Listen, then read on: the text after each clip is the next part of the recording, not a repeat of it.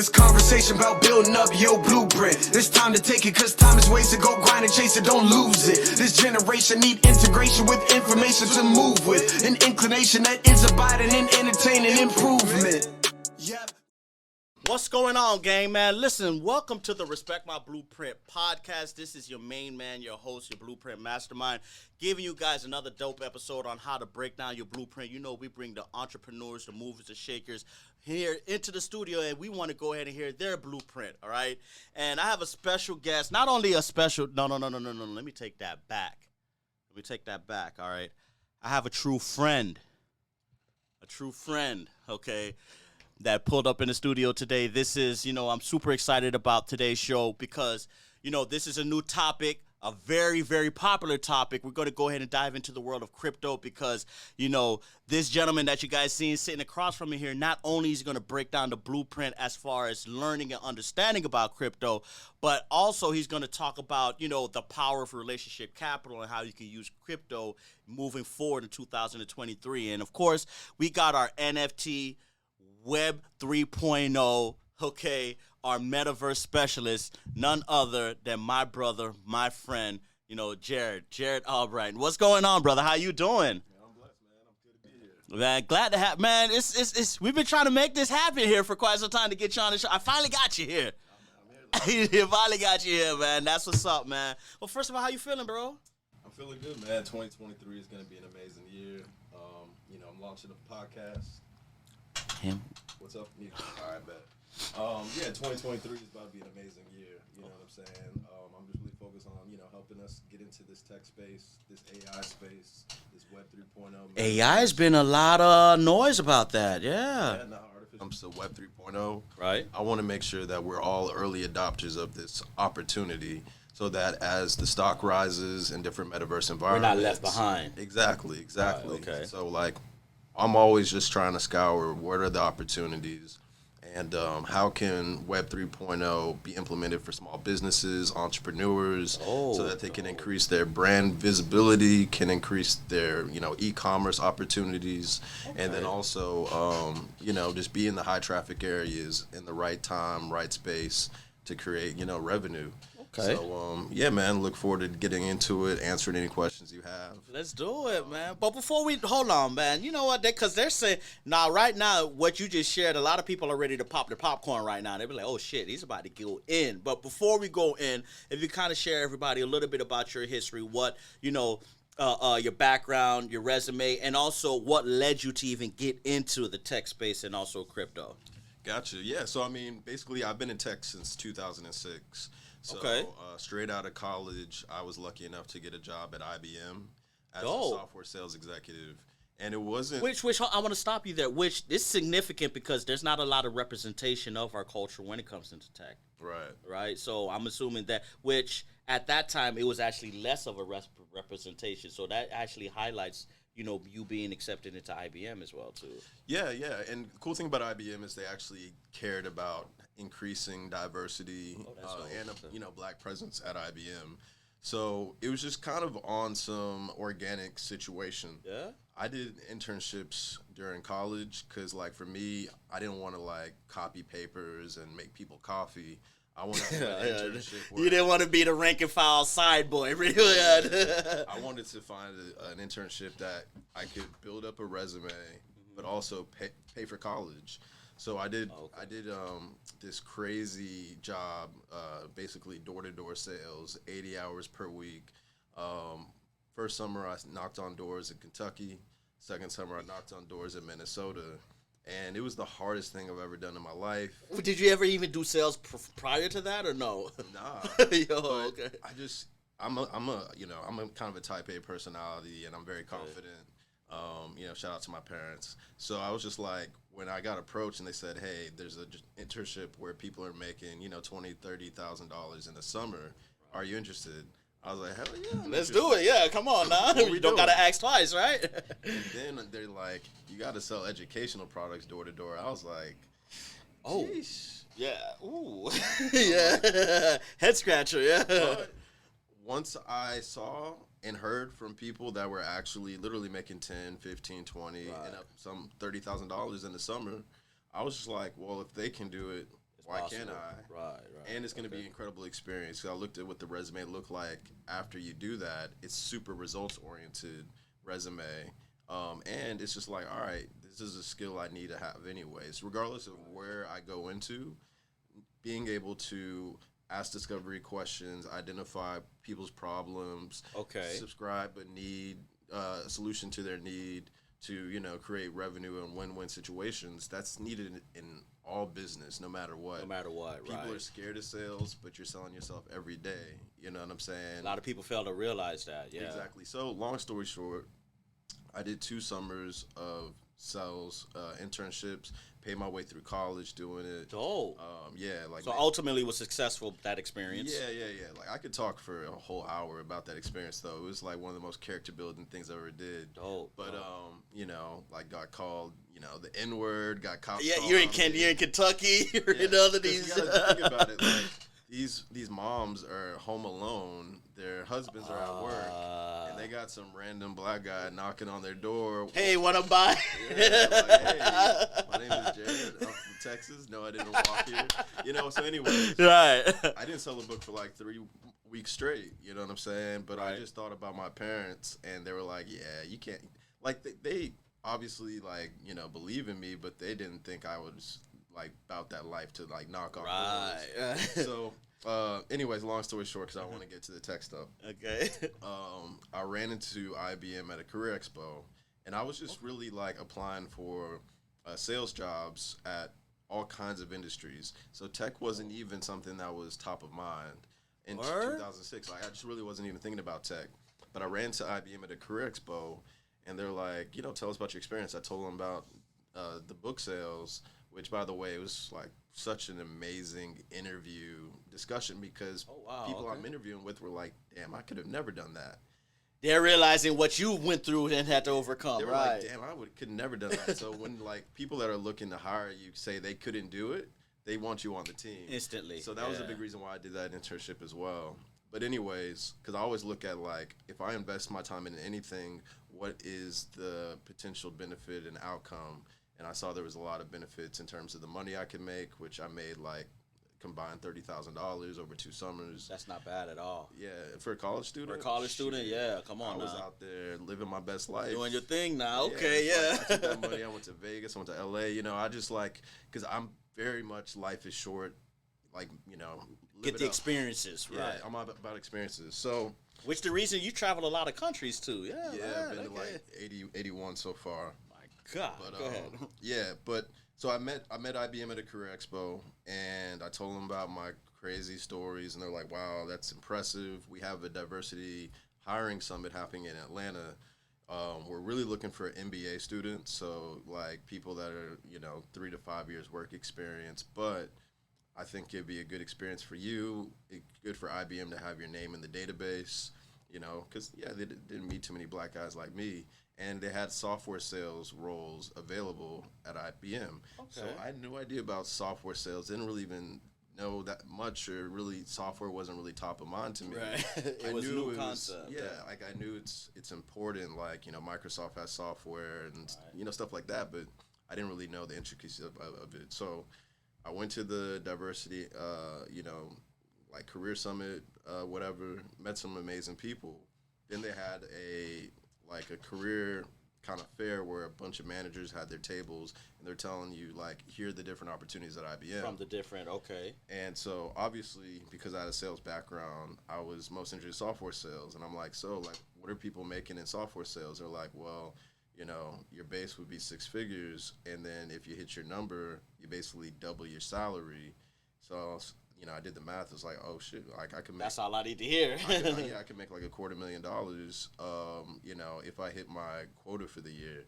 So I was sold by then. I was like, all right, cool. Like software sales is wherever I need to be because I could sell insurance or I could sell like manufacturing products and other stuff. But like software, it's recession proof because even in recessions, people buy artificial intelligence. People buy cybersecurity, protection. Even more than during the recession because that's when, obviously, things are happening in the world and they're more used for automation and security and things like that, I'm assuming. Yeah, plus software technology in general, it creates efficiencies.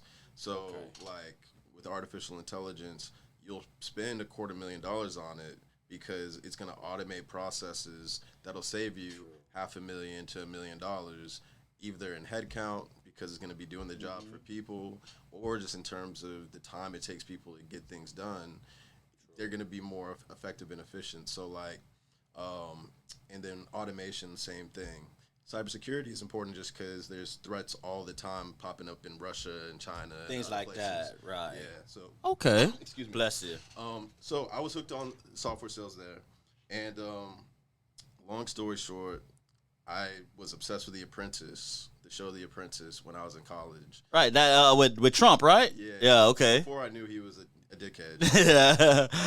And so, like, I saw the boardrooms and the buildings and all that. And Right. I did a company field trip to New York, so I got to visit, like, Bear Stearns when it was still open, and Ernst & Young's and Bloomberg.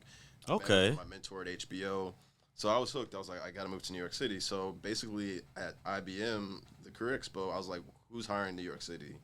Beeline right to them, and I said, like, I know you're only hiring for MBAs, but I, will work harder than anybody else. I will pick this information up, and I'm really genuinely interested in the solutions that IBM has to offer. Sold yourself then, huh? Yeah, so they were like, well, shoot, we'll fly you out to New York City, give you an interview. Just like that. I think it'll be a good experience for you, plus, they will have you in their file so that 3 to 5 years later, when you have work experience, they may come back to you. Come back to you, right. So I was like, all right, cool. Which was crazy was, like, I'm 22 years old. They fly me first class. I never been They pick me up in the black car, and they drive me up to the IBM office.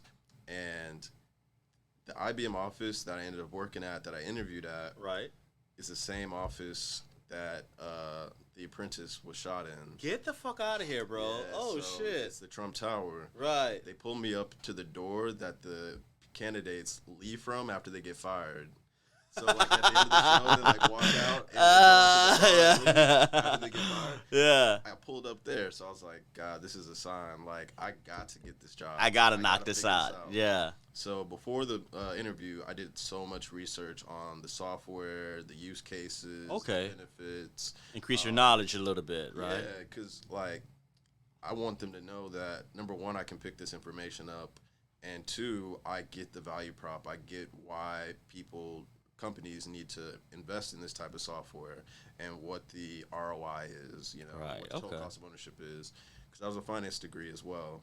So anyways, I go to the interview, and, I kind of crush it because I was so studied up on the software. But not Ain't no kind of you did, man. You came prepared. Fuck it. I think that's, like, the biggest thing that I'll talk about is, like, your energy you need to take an approach when you're getting into No matter tech. what, right? And you have to really be intentional. Like, you can't just be like, oh, I just want a 6-figure job. It's like, no, I want to solve this problem in this industry utilizing this technology, and this is going to be my contribution, whether it's product management or data science or,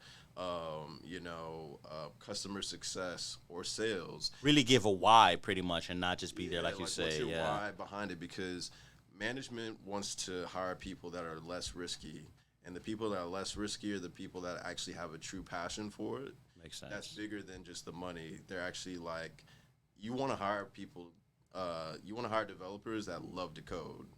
Right. Naturally, right? You're going to want to hire salespeople that love to become part of an organization strategy. They love to solve problems. And they love money. Right. Like, there got to be a passion behind it that's bigger than just wanting to keep a job.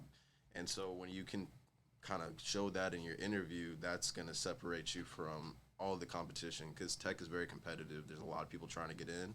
So understanding, like, what industry do you want to be a part of? I always tell people trying to break into tech, what industry were you part of before tech? Right. And I highly recommend applying to tech companies that solve the problem from the industry you're familiar with. Oh, so it's sort of killing two birds with one stone. You'll be able to go ahead and enter a workplace that, aligns with your inner values and everything like that as well, too. Plus, the vernacular, you understand the end customers' Right, okay. problem. So if you're in education and you're selling a technology that helps teachers, if you were a teacher, you can be like, I identify with this problem. I understand the things that they use currently, and I understand how this will help increase their effectiveness or help the education space. Or if you're in biology, you can say, I understand how this technology is going to help scientists. So it's just like that type of thing.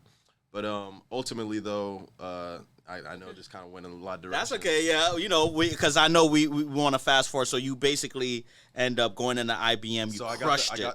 I saw, like, basically what happened was at the end, my mentor told me, like, do this and it'll make you stand out and it'll likely get you the job. So my mentor was like, at the end of the interview, just ask for the job. And just ask for it, period. Yeah, no better way, right? So I was like, you know, I understand. I answered the objection up front. I was like, I understand that I don't have an MBA. I don't have 3 to 5 years work experience. Which are all requirements for the job. So I understand that. But what I also understand is, based off of my experience knocking door to door, if you give me a brand like IBM, I will take that same work ethic to these Fortune 500 companies. I will knock on every CEO's door. I will get us these meetings, and I will ask the right questions to identify the solution, and I will get you towards your quota. I will overachieve quota, and I'll make up for the teammates that aren't going to work as hard as me. Damn. Obviously, that was enough to get you the job. And I was like, so with that being said, I know you still have to interview some people sitting outside. Yo, you sitting here. Hey, don't even worry about that. Yeah, I was like, with that being said, can I have the position? And I just stared him in their eyes and said nothing. Like, whoever speaks first loses, right? So I was like, can I have the position? And he was like, this nigga. Like, who the hell invited this Negro up in here? Yeah. But he was like, well, that's a first. I've never had anybody just ask me for the job. Oh, shit. And people don't ask for the job. It's interesting, right? So, like, he's like, I've never had anybody ask for the job. But if you're going to ask for the job, I'm pretty confident you're going to ask for the order anytime you're in front of an executive. So I'll keep that in consideration because I still got to interview people. Right, to be fair. But, you know, we'll keep that in consideration. But it's been a pleasure, blah, blah.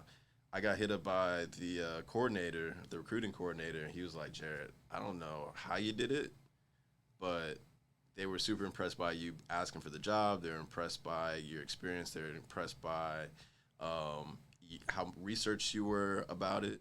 So you got the job.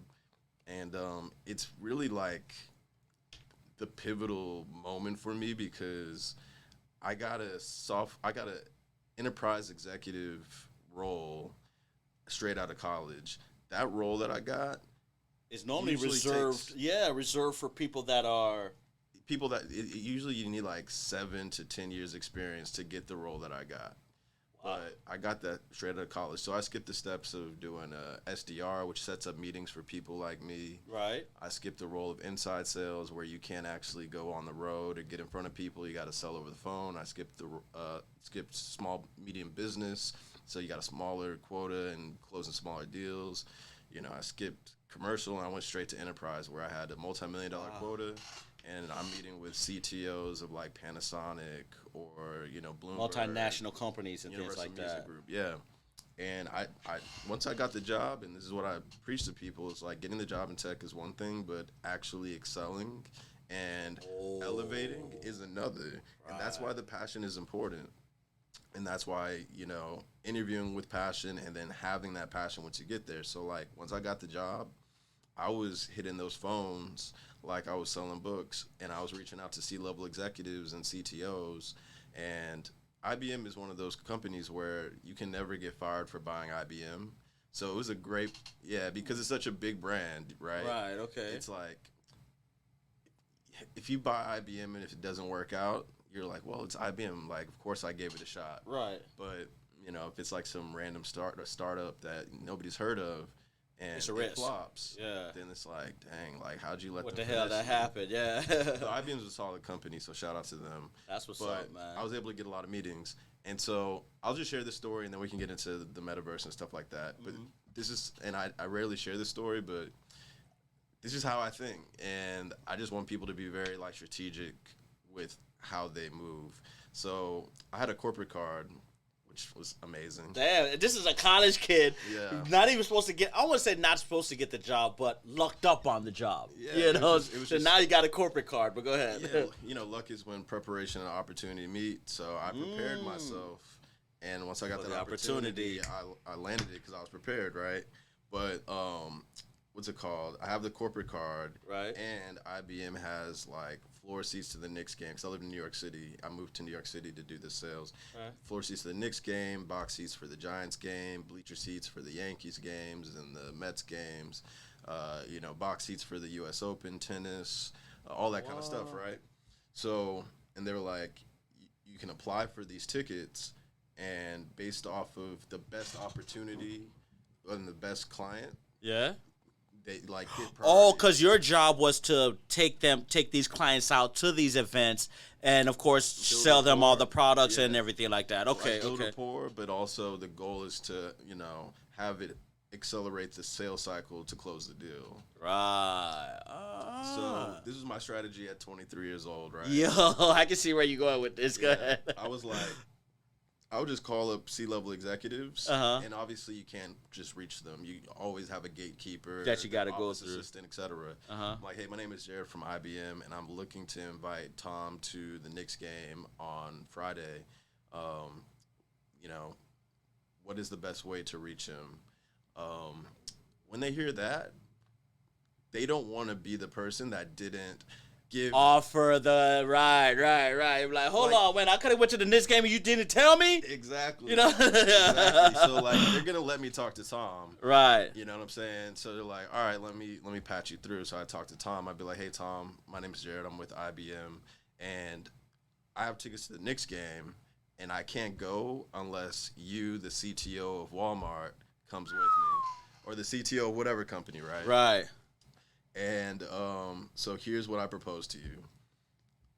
I'm gonna take you to the game. If you'd like, we can go to like Mr. Chow or Tao for dinner beforehand. Okay. Drinks, food, all night on me. We're not gonna talk business the entire game. I promise you that. We're just gonna have a good time. I can't go to the game without you, so I just appreciate you coming. So I'm not gonna sell you. I'm not gonna talk business with you. We're just gonna have a good time. So it's a win-win. At the end of the game, all I'm gonna ask is for 5 minutes. I will have a prepared next step that involves your team and some research I've done. And after that 5 minutes, if you tell me, Jarrett, no thanks, we had a great time, and I appreciate you. And if you do see the value in what IBM can do for your organization, then you can set up a meeting and we can take it from there. But there's no pressure either way. I just want to go to this game. And I'll just hit up a bunch of C-level executives with that spiel. Yo. They would be like, Jarrett, you're not going to sell me. You're not going to talk me. Right. I'd be like, I promise you, no business. I just want to enjoy this game. I can't go to this game without you. So let's go. Right. All right, cool. If you talk business, man, I'm going to be upset, right. So I would follow through. I'd take him to a nice-ass dinner. Why? Because I you can afford it. Yeah, you got the corporate card. What the hell? From IBM. Come on now. Like, the corporate card was supplementing my lifestyle, so I would take him out to, like, the most expensive restaurant I could find. Cause, like, hell yeah. You know what I'm saying? And then I would take him to the game, and we would just talk about kids, college, life, whatever, you know what I mean? So now I'm becoming a human being to them. I'm not the IBM sales rep. I'm Jarrett. You're Jarrett, yeah. And they like me now. Right. You know what I'm saying? Because I followed through on what I said I was going to do, so now they trust me. Like, okay, he really didn't talk business. He's likable. I let them talk about themselves a lot. Let them vent, yeah. Because people trust people that listen. You know what I'm saying? And people like people that let them talk about themselves. You know what I'm saying? So it's a psychological aspect to it.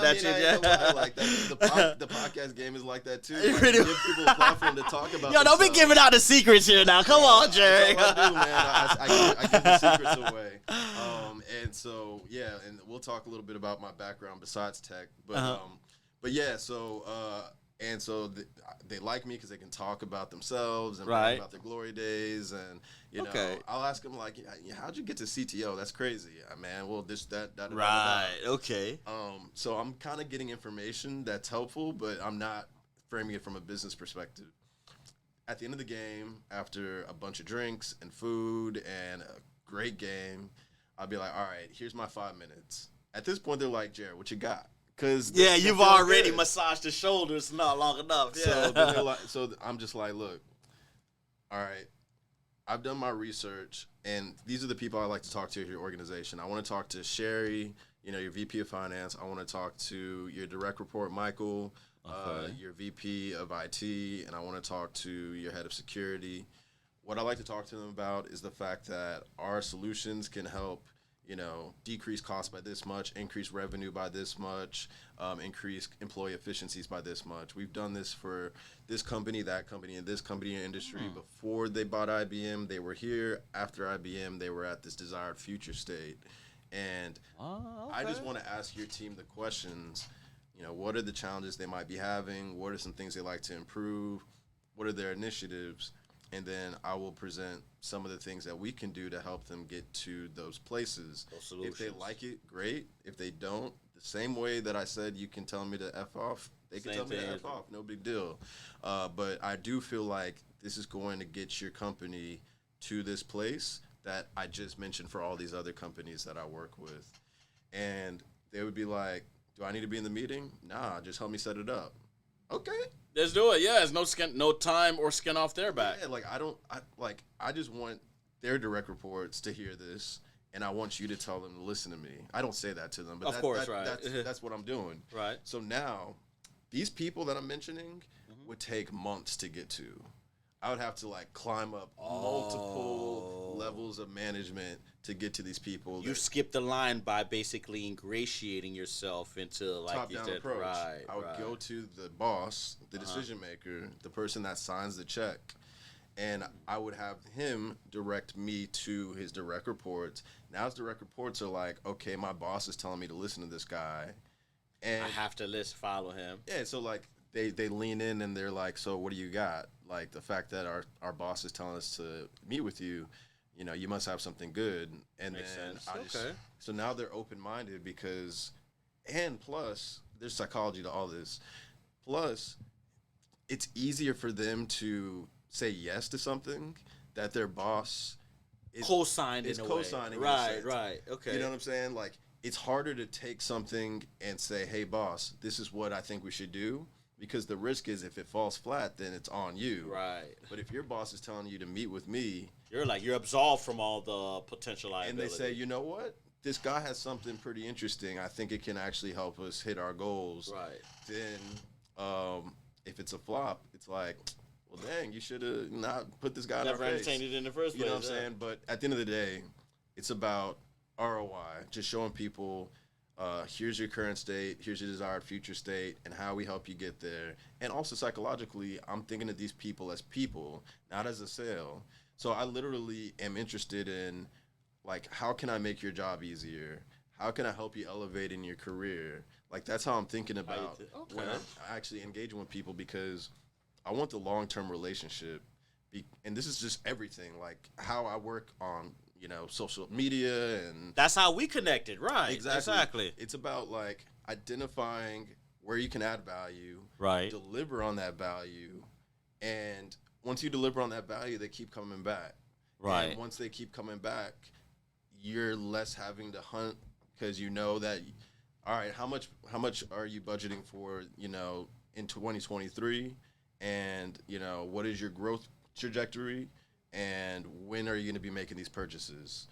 Right. So okay. You know what I'm saying? So now that's how I was able to go to 81 countries, because I would just basically, instead of grinding to get deals, I would call them up from Africa and be like, all right, so where are we with procurement? Where are we with the contract? It's not a conversation of trying to get them to do something, because you delivered, you under-promised, you over-delivered, and once you follow through. Yeah, then they're going to keep on purchasing. They're going to introduce you to other departments that have needs that your software can help with. Okay. And then most importantly, So I was knocking down big deals using this approach. Right. Therefore, IBM's like, yo, whatever tickets you want, man. Whatever. You know what I'm saying? Spend as much money as you need to. Matter of fact, floor seats. What you need, huh? Yeah. You haven't been to a Yankees game in a while. What's going on, you know? So that's what's up. So I was knocking down deals. I was delivering on the implementation promises that I said I was going to. So then it just became much easier to forecast. Then I would be like, Tom, I have a meeting with Wes. He's the CTO of Bank of America. All right. He doesn't want to hear from a sales guy like me. You know what I'm saying? Because, of course, I'm going to say that IBM is the best thing that's a sliced bread. Can you give him just a, you know. Like a little, yeah. Can you give him your experience with me, with IBM, and how it's benefited you? I think he would, you know, be able to see it more clearly from a peer. Hell yeah, Jarrett, man, you made me look great. You know what I'm saying? Like, wow. You're the reason I'm about to get promoted. You're the reason why I don't have to do a bunch of medial steps and things medial like that. tasks because you've automated my process. So like, once you really give value to people, they give value back. And so I wasn't even having to do the Yankees approach anymore. I would just be like, hey, Tom, I work with these companies and we help them go from here to there. Right. I want to introduce you with some I've worked with personally that can tell you like what their before state was, what their after state was. And if it's something you're interested in doing for your organization, we can talk further after the conversation. So the CTOs in my network would do all the selling for me. You know what I'm saying? Right. And you would just basically be the come afterwards and just tie it up pretty much. How's your conversation with Wes? And Wes, that was a great conversation. He was super impressed with you, super impressed with the service. But more importantly, he broke down how he took the technology, implemented it, and created all these efficiencies. It's made his life easier. It's made his employees' lives easier. It's increased revenue. It decreased the cost. The time it takes, all that kind of stuff. So, like, they're basically doing all the selling for me. Then I'd be like, all right, cool. So I'd like to meet with your direct reports. I'm going to break down what it is. And, you know, if what we, you know, have makes sense, let's price it out. Let's get the contract Take it from done, there. and boom. So that what I just said right now, I did that for 15 years. Damn. You know what I'm saying? So, like, I started off at IBM, and then I got hit up by startups that, you know, saw my track record at IBM because, of course, I was using LinkedIn since 2006. Right, so I'm putting President's Club. I'm putting overachieving quota. I'm, you know, putting all that stuff on my LinkedIn. Building up your track record and resume. So, like, you know, LinkedIn is like a career Google. It's a search in a way, yeah. If you think about it, Yeah. A lot of people don't use it, but that's exactly what it is, right? You got to utilize search engine optimization, you know, keywords, Right. results, all that stuff. So I was starting to get hit up by recruiters from these startups, and they're offering like $20,000-$30,000 more. So basically, throughout my career, I would be at a software sales job, Right. crush it, advertise how I'm crushing it on LinkedIn. Recruiters would come in, offer me $20,000. Headhunters would come and try to say, "Hey, come pull over here, come over here." The dope thing about tech sales is, every company needs tech sales because you have to sell the product in order for the revenue to grow. Okay, I see what you're saying. Tech sales is the most important role in tech. Nobody talks about it. Everybody overlooks it. Yeah, everybody wants to think about engineering or this or that, which is cool. Like, those are important parts of the role. Like, anything that builds out the product and makes the product better is great. Right. But you got to have a team of people to be able to bring it out. Right. These companies and close multi-million-dollar deals because the shareholders, the investors, they're all looking at what is the sales forecast and how is the company growing? Is it an upward stick? And especially for startups, in order to get from Series A to Series B to Series C, you have to hit revenue targets. You got to show consistent growth. And as you're showing consistent growth, that's how you attract more capital. So you're like, okay, this is going up. I'll throw millions of dollars into it. That's what venture capitalists look at. So without people like me closing big logos and growing business, you're able to even hit that, be able that platform to be able to seek that further investment. And that's why salespeople get paid so much, because that's a good point. Yeah, that's a good point. You know what? And I'm glad you really brought up that point because, I know the audience definitely want to tap into the crypto aspect, but you've definitely set the stage in the aspect of how the power of not only putting into work, but the power of relationship capital and everything, which we're going to tie up our conversation because a lot of people don't know about the very unique story about me and Jarrett being very good friends now, and he playing very instrumental even in my personal life, right? And my love life as well. But before we even get into that, So I can wrap up just about me real quick. Okay, go ahead. I'll Go ahead. tie it up with a bow. So I was in tech for 15 years doing that and living a great lifestyle, whatever the case was. During the pandemic, got invited to this app called Clubhouse because my homegirl was like, yo, there's really dope people in these small audio rooms and it's like amazing networking. And that was the first time like the concept of Clubhouse was out was during the pandemic where it was like a social audio app, right? And it was invite only. And it was super exclusive at the time. Like, when I got invited in October, there wasn't that many people on it, but it was nothing but, like, heavy hitters in venture capital, heavy hitters in the entertainment industry, music industry, film, celebrities, things like that. So, like, when I got in, it was extremely exclusive, and you had people locked inside, couldn't go outside, bored, missing human connection, and what that did is it created an opportunity for like these big names to just kind of be open about their lives, and you can just be a fly on the wall hearing these conversations. Wow. You know what I'm saying? Okay. Like, so it was super dope when I first got on, and I honestly was just there to listen. Just to be a fly on the wall. Just to listen and take notes. I was very interested in different industries, so I was just there to do that. I ran to this club in December called Blacks in Tech. And when I saw that, I'm like, damn, that's fire. Like, I'm black. I'm in tech. Like, let me pop in There's here. a correlation. And I saw the stage, and there's people talking about engineering and data science and AI and all that kind of stuff. And I'm like, yo, this is super dope. I've never been in a space with this many black people in tech. Right. Because I've always been the only black guy in the room or one Which of the few at sucks. the company. Right. Yeah, it was what it was, and I was just like kind of expecting it. And when I would tell people in tech sales, they'd be like, "Oh, so you work as like Geek Squad at like Best Buy?" So like, yeah, then like, what kind of perception you talking about here? Yeah. So I was just like, whatever. Like, nobody's gonna get what I do, but I don't do it for that. I do it just for the lifestyle and whatever. So. But I was like, nah, people need to hear about tech sales. So I popped on stage and I talked about my tech sales experience and, how you get in, how you're successful, and what are the perks and benefits of it. And I had 80 followers when I popped on stage. 80. 80. Because I really wasn't talking much. All right. And then when I looked down at my account, I saw I had like 300, 400 followers from that room. And I was like, wow, this is crazy. And then I got a bunch of Instagram followers, a bunch of Instagram DM like, hey, I want more information. So I was just like, and I got to hit up like, yo, I want to do a room with you tomorrow to like really dig into Expound on this topic, yeah. So I was like, all right, cool. Like, I want to help as many black people live possible. The experience that I was able to live, which is freaking amazing. And I want to see more of us in the room. And I think it's just a matter of access or just knowing what's out there. So did a room the next day, and that's where blew up, went for like 8 hours, and I probably gained 1,000 followers in that room. And I was just like, okay, this is something that like people really, really want. I'm on to something. So I started just doing rooms every day. I built up relationships with other people that are dope in tech doing other roles.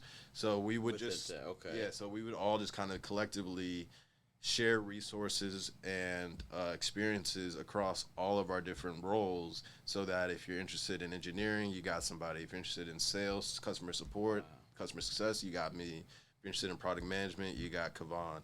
So like we just basically would text every day like, all right, what topic we're going to talk about today? And we just did a room every single day.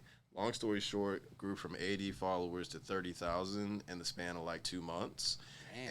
And that's when I quit my job in tech.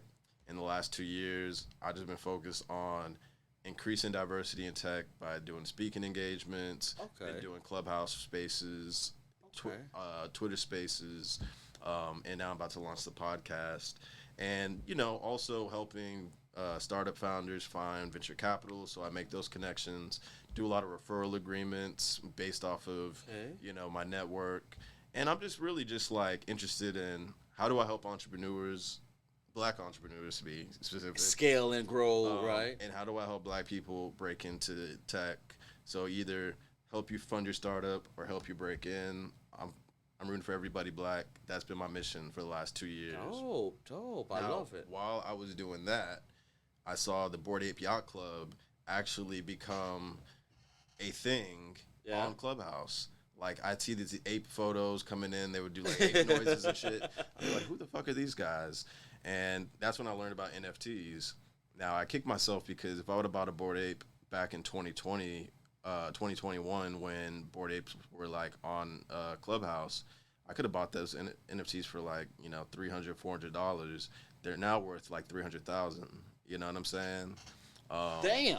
Yeah, and there's a whole strategy to NFTs, and Bored Ape Yacht Club, CryptoPunks, Doodles, Cool Cats, like, they all were very smart about building a community, creating utility around the community, selling it out, and then creating FOMO from outside that want to get in to increase the floor price. And so, like, the NFT market went crazy. So I started getting into NFTs, and that led to me getting into Web 3.0 and the Metaverse. And so because of Clubhouse, I was able to rub shoulders with the people that are, like, really on the cutting edge, front edge of the Metaverse. The movers and shakers, right. So not only is my mission to help Black people get into tech or fund their startup, but now it's also to make sure we are early adopters in the NFT, crypto, and Metaverse space, as well as we're knowledgeable about how you can utilize artificial intelligence to enable all things that we're trying to do. So, now I work with multiple Metaverse environments. Shout out to Looser. I'm a verified creator there. That's what's up. And, okay. Part owner of that environment. Multiverse IR, I work with their executive team to create activations for, like, influencers, companies, brands. Work with Infinite Reality through my relationship with Sonia Norwood, her son Ray J. And these are all different projects within the crypto world and Metaverse, right? Exactly. These are all different Metaverse environments. And so what I'm doing is helping small businesses and entrepreneurs identify opportunities to create revenue opportunities, customer acquisition, brand visibility, growth, you name it, in different Metaverse environments. And so there's a lot of different people I can rattle off, but, like, what I've been doing the last 2 years is taking these relationships that I've been making on Clubhouse and leveraging it, I'm assuming, leveraging them into real life relationships. Like the same way I met you on Clubhouse, we meet in real life. Right.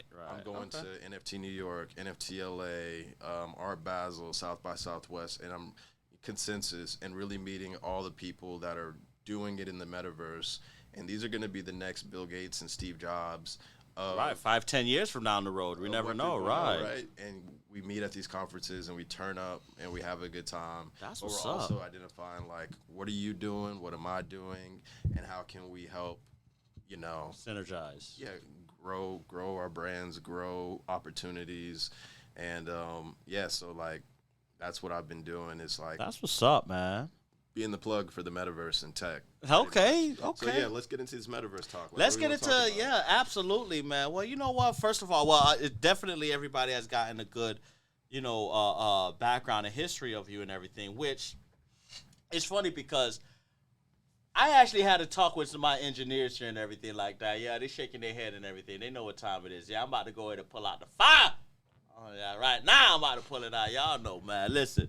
But I'm going to be the devil's advocate. I'm going to be the person that challenges a lot of the proverbial thinking when it comes to Metaverse and crypto and everything. And I want to start off with the elephant of the room. We're all aware of, what's the biggest crypto news that's been dominating the headlines right now, which is, the failure of FTX and everything like that, right? And that caught a lot of people by surprise. Let's be real, Jarrett. I mean, FTX, they had their name on the a North American sports arena, the Miami Heat. It was actually called the FTX Arena. Yeah. They was able to, the owner, Sam Friedman, he was able to go ahead and ingratiate himself with politicians, celebrities. He was on commercials. He was lobbying so heavily for crypto in Washington and everything until he ends up becoming the crypto version of Bernie Madoff, right? He just all of a sudden he realized, like, man, this dude was running a big Ponzi scheme, right?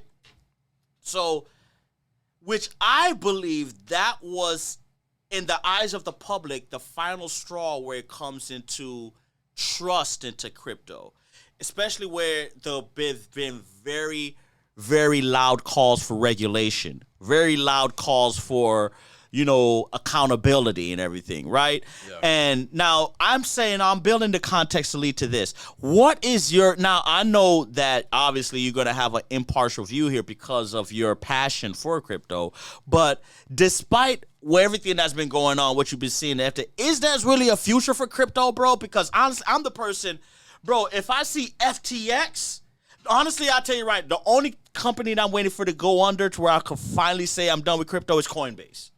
Mm-hmm. If Coinbase goes under, forget, you can't convince me. So tell me, try to convince me as to why I should be involved in crypto right now. Yeah, I mean, it's a valid point. Like, when it comes to crypto, I would say this: what is the utility behind the crypto? Like, what value is it bringing that's going to make it not only sustain but grow and be important to an industry or a technology? Like, Ethereum is a platform that platforms are built off of. Right. So there's always going to be a need for Ethereum. And a use case, pretty much. There's a use case. If I'm not mistaken, that's the platform that actually the Metaverse is based on, right? Ethereum? Yeah, so Ethereum is a baseline technology as well as currency for a lot of Metaverse environments. Metaverses, okay. Just wanted to make sure, okay. Yeah, so because of that, because you purchase NFTs with Ethereum or you purchase, assets in the Metaverse with Ethereum, then it's always going to be circulating. There has to be a reason for it to be circulating, right? Okay. So there's aside from FOMO. Right. So there's a lot of meme coins, which we know the popular one was Shiba a couple years ago. Dogecoin, stuff like that, where it's just mainly hype that drives up the price. Basically, people are saying that somebody bought it at 0.001 and now it's 0.01. That's a big jump. That's a huge jump. You're talking about a fraction of a penny to an actual penny, right? That's that's a lot of money. Yeah. So that's what everybody's getting excited about. But at the end of the day, it had no real utility behind it. Like, you can't buy a car with Dogecoin. You're not building platforms with Dogecoin. Now, Elon Musk is obviously trying to, maybe make Dogecoin the currency for Twitter, or, you can buy Teslas with Dogecoin. So he's trying to figure out a way to give it utility because he has such a big stake in it. Right. You'd love to see it go up. But it's scary when you have somebody like an Elon Musk or a big institutions, because as soon as they pull out their money, the price of crypto drops automatically. And if there's really no utility to it, then you're just stuck kind of holding the bag. So I do say, I'm not going to convince you that all crypto is good. No, there's a lot of terrible crypto out there. So you're the first to admit that there's some that definitely should not exist in the marketplace. I don't just booty clap for anything. Okay, you know what I mean?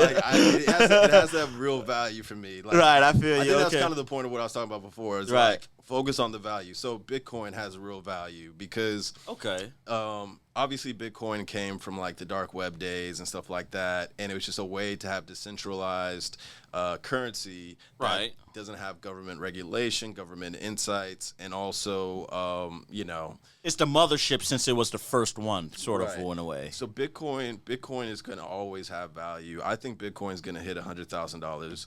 Really? Bitcoin. Because the pundits said that for a while.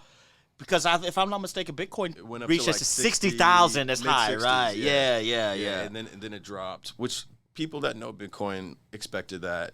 Bitcoin's gonna fall underneath like 10,000. So I'm personally not gonna buy any Bitcoin until it hits like that 7,000, 6,000 range. It went down and then went back up, but I'm like, screw that. It's not going all the way up. It's gonna go back down. There's further more drop that's in head, But right? once it goes down, man, I'm buying a lot of Bitcoin. Yeah. Because I do believe by 2030 it's gonna hit at least 100,000 per Bitcoin.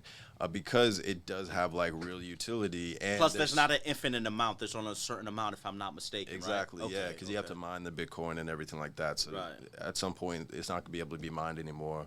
But you can do a lot of different transactions with Bitcoin. Therefore, Bitcoin has utility. The only crypto that I really am confident in is Bitcoin and Ethereum. That's it. That's it, really. I mean, so your Cardanos, the Solaneros, the Solana, yeah, some of these other ones that's popular, but you really don't have any faith in them. It's not that I don't have faith in them, but they have a lot more proving to do. Like Solana, they're really trying to make it just like an Ethereum type platform where you can build platforms and technologies and also have an NFT marketplace that is supported by Solana. But Solana got hit with people that pulled out a lot of money on Solana and the price did. Like, I don't like anything where institutional investors can basically manipulate, swing things in the negative direction. I love it when they swing it in the positive direction. Right. But like for me, I'm more of a long-term, like, if I have this crypto, can I do something with it? If I can do something with it, then I think it has some long-term stability, long-term growth, etc. I think the government getting into crypto is going to be whack. Like, I'm not seriously. Really into it. Yeah, bro. Hold on, no, Jared, stop right there, because that was my follow-up question. Because crypto, okay, first of all, crypto is in the wild, wild west days right now. Yeah, that's right. That's you cool. know, but cool until somebody gets shot on a duel, right? And that's why, like, you can't just be following people's lead on shit. You got to do your own research. Like, even what I'm saying, like, take what I'm saying as a good right and just do some research on right. it. Like, okay. Like, put in like Bitcoin $100,000 or Bitcoin 2030 and see what I've done my own research on. Right. But yeah, I mean, like, government regulation is going to be cool in the sense of, like, anything that's predatory or just total fraud. Yeah, there should be a level of protection, right? But, like, in terms of the government putting out decentralized currency that's quote-unquote crypto, that's hella lame because nothing's decentralized. Nothing, right. They're going to want to track. So the anonymity of it being anonymous is completely out the window, obviously. Exactly. And then how they're trying to tax it, or how they are taxing it. But they're going to if they get involved. They're taxing the hell out of it right now, too, like capital gains tax on crypto. So, like, I think government getting involved in crypto is going to be whack. But I would say Good Bitcoin, point. Ethereum, yes. Solana, Cardano, and these others, yeah, if they have a roadmap to make it actually have utility in the real world, or have like platforms or an ecosystem where the exchange of those currencies is going to actually have impact in other ways than just like real world society, yeah. Because if the crypto is only good for buying it and selling it, in terms of like, you know, like buying it and then selling it at a certain price, it's really shaky. It's really about you getting in at the right time and getting out at the right time. Good point. But those are like Ponzi schemes. You know what I'm saying? Yeah. They are like Ponzi schemes because you're basically getting rich off of other people buying in at this high price. At an early time, yeah. Like, you buy in early and you're pumping up the crypto because, you know, you're promoting it and hyping it up. If that's the same thing what Sam did with the FTX coins, right? So what happened with FTX is basically their accounting was all messed up. They didn't really have oversights in terms of how much they're spending and where things were going. So, and this actually happens with regular banks, though. Like, yo, that's a good point. Like, what happened with FTX is no different than what happened during the bailout, the government bailout that happened in like 2008. Yeah, 2009, and you're right. The U.S. government and banks don't have enough money to pay everybody if there was a run. Yeah, so basically if everybody just said, you know what, today we're taking our money out of the bank, they don't have enough money for that because they take our money and they invest it in other stuff. You know what I'm saying? So like what happened to FTX is the same thing that happened during the bailout, except there's nothing to bail them out. And so I see what you're saying. Good point. They over-leveraged, right? And what happened was Binance said, say, hey, I'm pulling my stuff out of FTX and you should too, basically. And he crippled his competition. FTX is Binance's competition. Right. And he said, you know what, I'm going to buy a bunch of FTT. Where they messed up at is they created their own, I guess for lack of a better word, crypto or currency.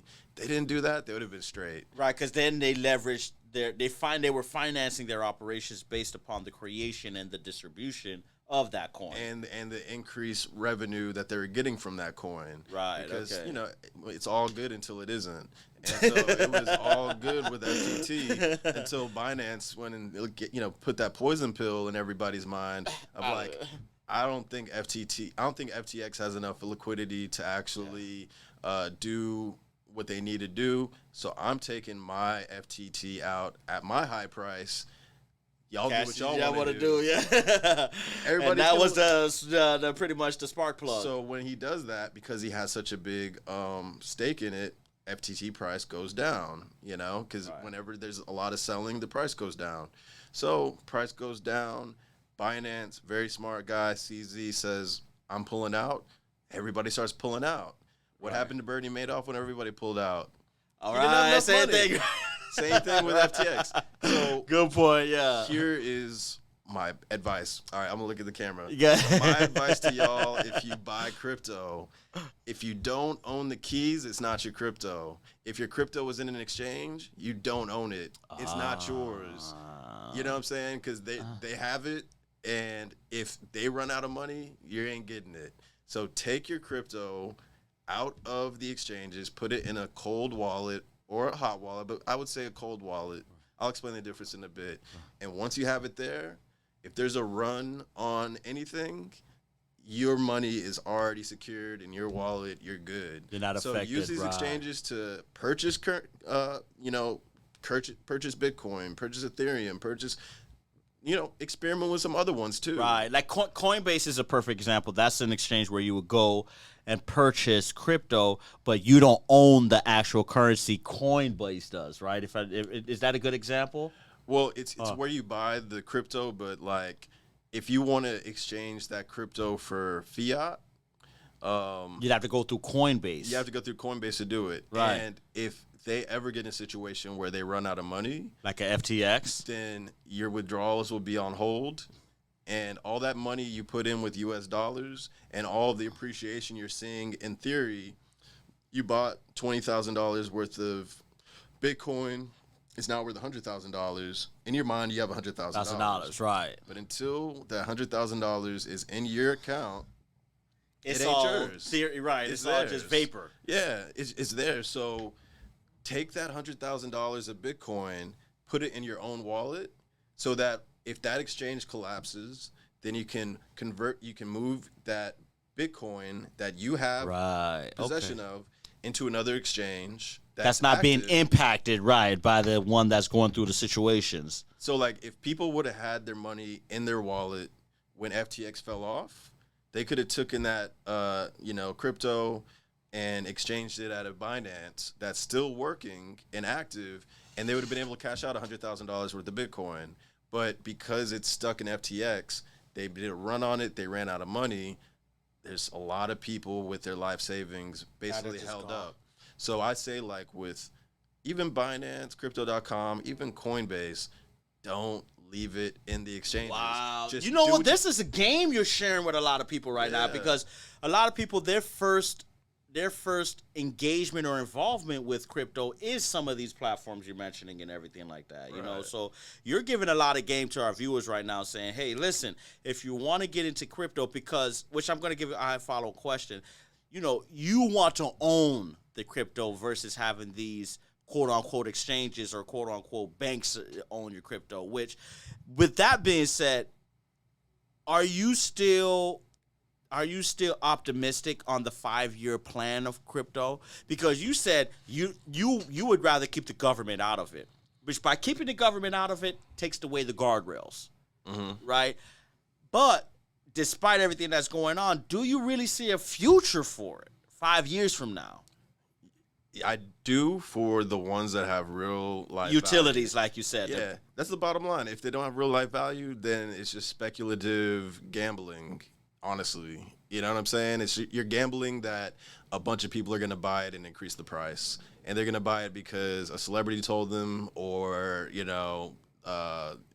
got hot on some pundits on CNBC or MSNBC. Right, it's trending for the moment or something like that. Yeah. It's just like when it comes to even the stock market, and like with the stock market, what's better about the stock market is it's stock of companies that have real life utility, and they, you feel what I'm saying? Right, like, true. Apple stock goes up because they had a really great quarter and they made a ton of money. The growth projections, that's why I said sales is so important, because like the growth of the company in terms of what they're actually doing and impacting in the real world increases the value of the company, because the revenue comes in, the stock price increases because people want to buy, dividends get paid out, all that kind of stuff. When it comes to crypto, if these crypto organizations aren't producing anything in real world value, it's all just speculation. It's all just like, hey, I think Cardano's going to go up, or I bought it at 0.01 and it moved to 0.1 just due to, stuff that's happening. Right, that's going on in the world or something like that. I just made $100,000 in Cardano. Ooh, you made $100,000 worth of Cardano? Now I'm going to buy at 0.1 and hope that it goes to 200,000 or even 0.2. You know what I'm saying? That's double your money right there. You put $100,000 in, you make $100,000 from 0.1 to 0.2. So these decimal games are, very crazy. So like, is there a future for crypto? If you know how to crypto trade, you can make a lot of money on crypto. You can short crypto as well. When crypto goes down, you can short just like the market, right? Exactly. Just like, okay. So like for trading, yeah, there's a future for crypto. In terms of the industry, I would say Bitcoin, Ethereum, those are only two that I would mess with at this point. All the other stuff, it's all speculation. Wait and see approach, pretty much. Yeah. So like, when it comes to me in crypto, it's like this: buy some, move it to your wallet, and forget about it. So it's just the buy and hold strategy. Yeah, just like unless you're a trader, buy it, put it in your wallet, forget about it, and you might hear it in the news 3, 4, 5 years later that they figured out a utility for it. They're partnering with some organization where you can make purchases with it. Some platform is being built on it, and then it's like that price will start rising because they're real utility. So when I say buy crypto, though, like try to figure out what is their roadmap. Like, what is the purpose, the actual why, like you said. What is the purpose of it? Like, what are they going to do with it? And if they're saying, like, we're going to be, the go-to for NFT exchanges moving forward. Like OpenSea or something like that. Yeah, like I like Near Protocol because they're have like $300 million in grants that they're giving to companies to build on Near, so that Near has a utility, because a lot of these amazing companies will be actually funded by Near. Right. So that's what these companies are doing. Solana has grants. Who else is like got some dope grants? But like that's what these crypto companies are doing. They're taking a lot of money and they're giving it out to businesses that build on their currency.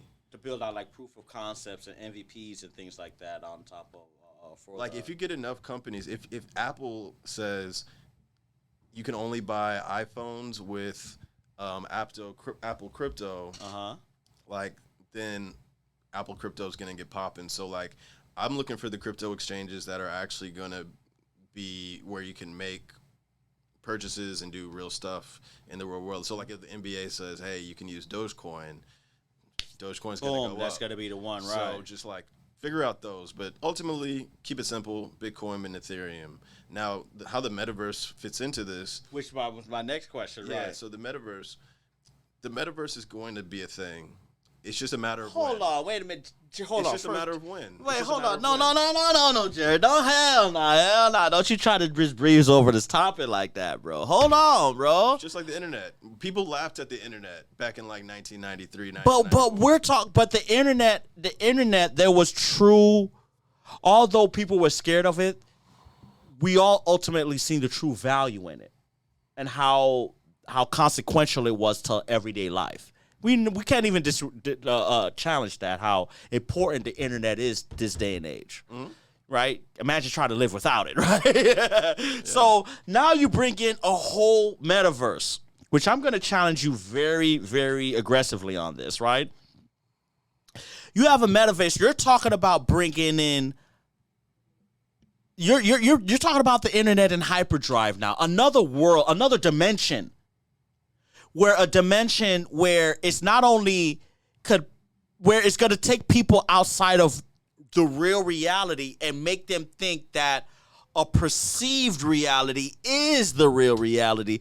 Don't you believe, because I'm trying to shorten it up here, don't you believe that's sort of detrimental, especially to the younger, undeveloped minds? And also, where is the real world utility in that? Right. I mean, just look at the metaverse as the internet. As it's so synonymous to it, pretty much, in a way? Yeah. So, like, the internet is Web 2.0. The metaverse is Web 3.0. So, it's an extension of the internet, except you have an avatar and you're in a virtual reality environment where you can make internet transactions. That's the utility. Okay. Well, Because here's the thing, too. Okay. It's like you can be in these virtual worlds and you can go to the virtual Apple store, the virtual Amazon store, the virtual Nike store. You can buy NFTs, right? Limited edition, products that have real world utility attached to it, right? And so you're going to be building up these environments of these websites that are just, virtual stores in the metaverse and virtual experiences. Right. And so what's going to be cool about the metaverse and why it's going to be such a big thing is you can meet your future husband, your future wife, your future business partner. Get the heck out of here. Yeah, because so the possibilities are endless. Yeah, because what it does is it takes people all around the world and it flattens the world because you get your goggles on and you're in this metaverse, I guess. Let's say you're at a metaverse park, right? Where you do park activities in the metaverse and you make, transactions at that park, whatever that looks like.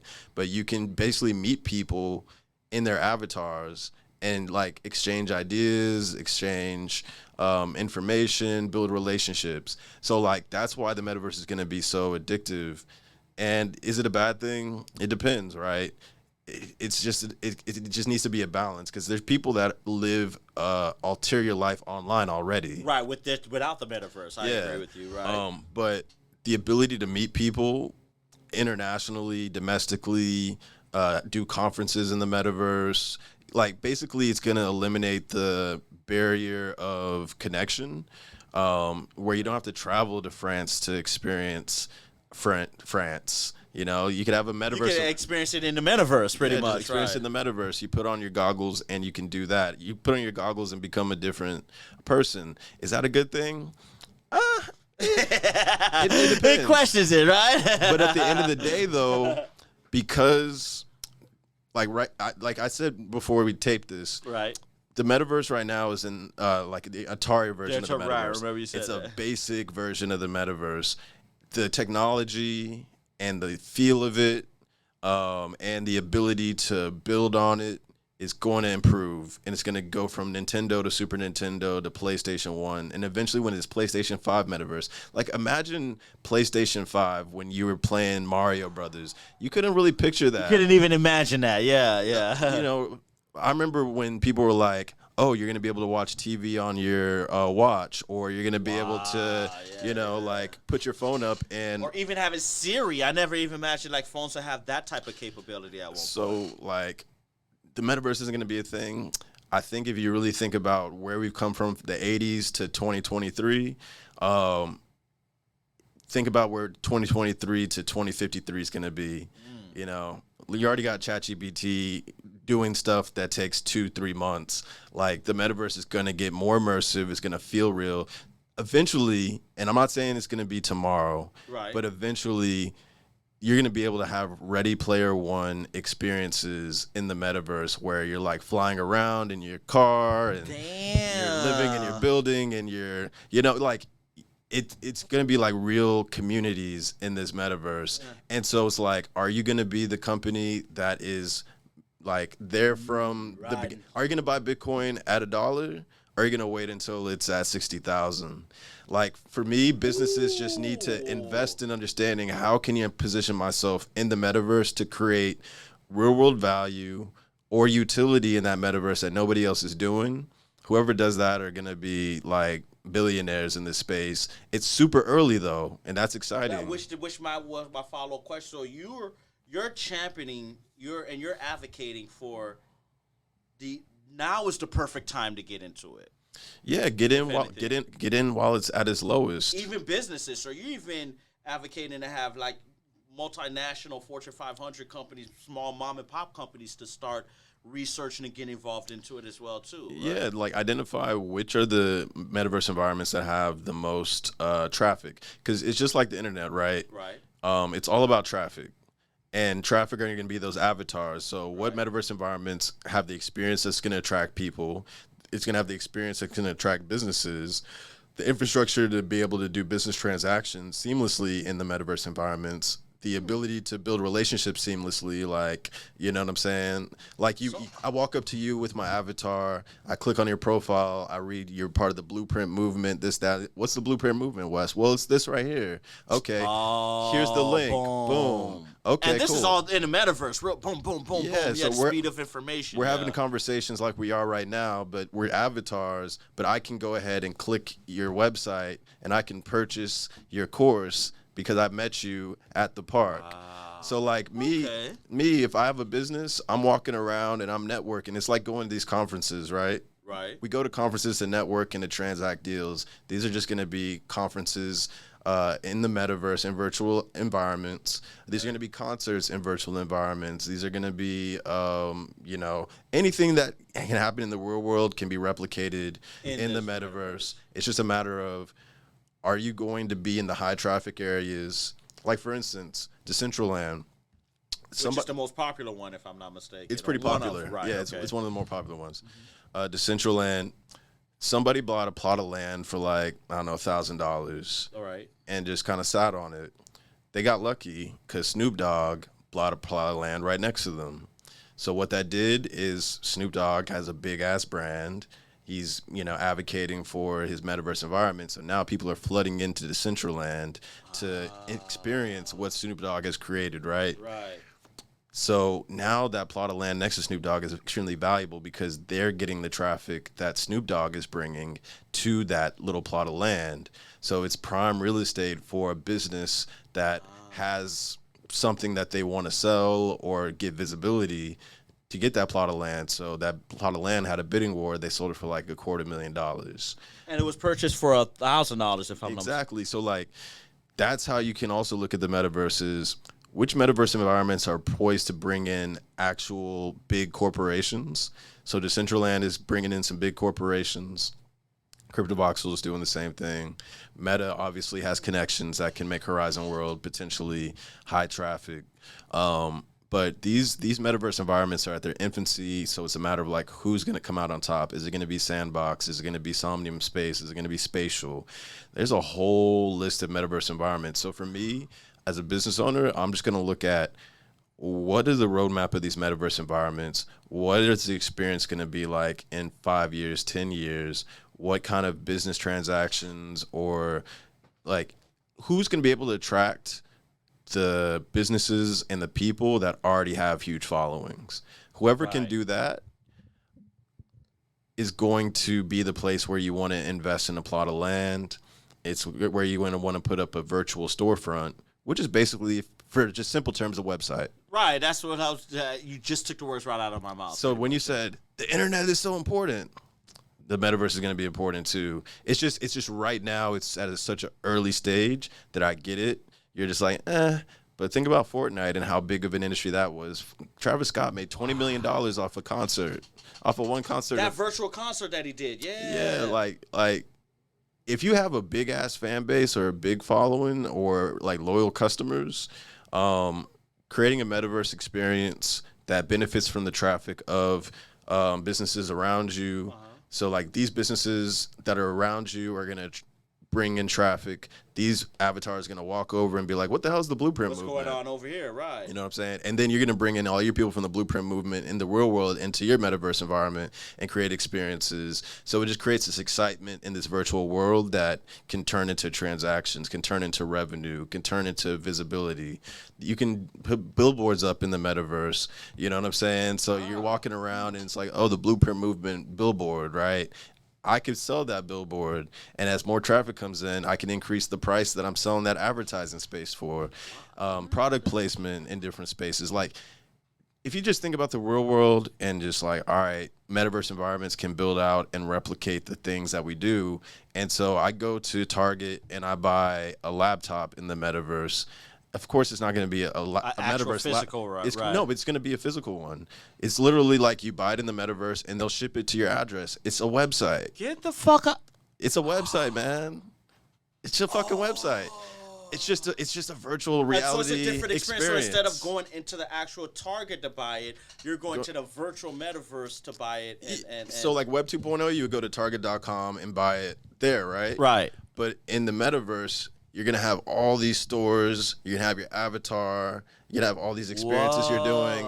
And you can say, you know what? I'm going to pop into the Best Buy metaverse, and there's going to be deals that are only available in the metaverse. Within the metaverse, right. Okay. Or products only. It's not there yet, right? But this is where it's going. It's headed to. Okay. So identifying who is going to get the market share of that $1 trillion, multi-trillion dollars, it's going to happen in 2030.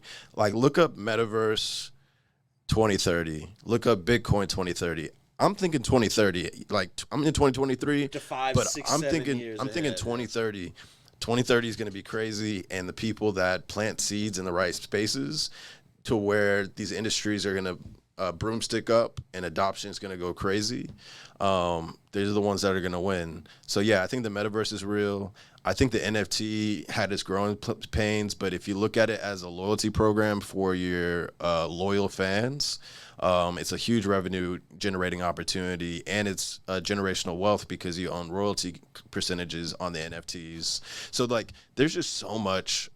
There's so much opportunity out there. Why is crypto going to be important? Because crypto is the underlying currency for the metaverse and for NFTs. So as metaverse gets popular, the cryptos that support metaverse environments are going to be popular. Like Decentraland has its own cryptocurrency. It's called Mana. You know what I'm saying? Okay. Sandbox has its own currency, Sand. So if Sandbox or Decentraland get popping, the currency gets same popping. thing as well too. So, well, you know what? I have some rapid fire questions for you as well too, and because not only have you educated me on a lot of the fundamentals on crypto, the metaverse, and everything like that, in the future of it, but I'm pretty sure a lot of the audience has as well too. So, which I want to ask you, some of these questions. Will there ever be a universal cryptocurrency? I don't know. I mean, I think Bitcoin is going to be it, to be honest. You think because it's the mothership, obviously? Yeah, right? It's the most stable, and it's the first, therefore it has the most traction. And I think governments around the world are now accepting the fact that Bitcoin isn't going anywhere, so they need to just get with it. And even if I'm not mistaken, several governments are using it as reserves for their sovereign debt. Yeah, like South American countries, yeah, etc. things like that. Okay, Yeah. Which a lot of them have been the rogue nations, right? But it's still, if a heads of states and governments can do it, that says a lot, right? Yeah. Okay. Which also, what's the blockchain? What, like, a lot of people here, as far as like, what is a blockchain and what is this you mentioned earlier, this cold wallet and hot wallet and everything? Like, if you kind of break down and what's that a little bit, I know and everything like that, but for the viewers, if you could explain what is a blockchain and what's the difference between this wallet stuff you've been referring to. Yeah, so like the blockchain is just a ledger that tracks where currencies are, being received and sent. So it's okay. So like it's decentralized in the sense that like it's not banks that are holding crypto, but right? it's decentralized on the blockchain, meaning like every transaction, everything is transparent to a certain degree. And shared on this ledger, this one universal ledger here. If you know my wallet, you can see my wallet and all my transactions, etc. Is that a good thing?